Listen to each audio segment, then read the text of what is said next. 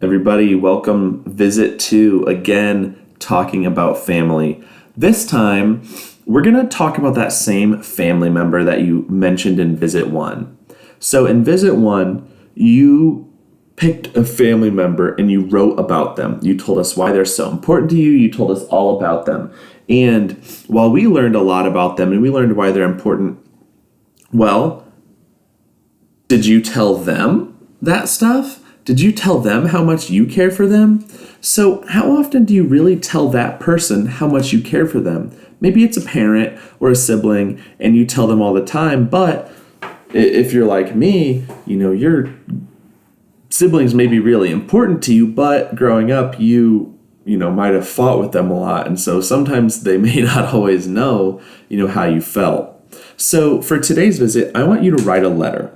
So you're going to need a lined piece of paper. Maybe you have one in your notebook, but your teacher will probably have some somewhere in the room. So a lined piece of paper. And I want you to write a letter to that person. So the same person you picked in visit 1, maybe it's a family member who lives out of town. That's okay.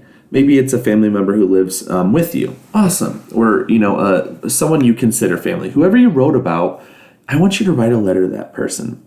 So be sure to address the letter to that person. So if I'm writing a letter to my brother, I would start out by saying, "Dear Zach." So I would address it at the beginning. And then here are some things I want you to tell that person that you're thankful for. Tell them how thankful you are, that you know them, that you get to hang out with them. Tell them what you like about them. Maybe what you like to do together, and tell them why they're so important to you, and maybe they've helped you, and tell them that too. And,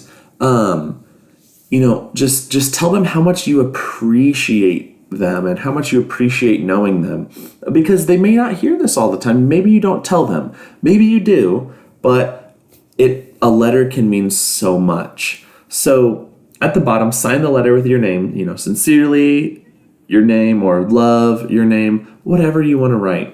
And then take a picture of your letter and submit it to this assignment, because your teachers and I want to be able to see this letter.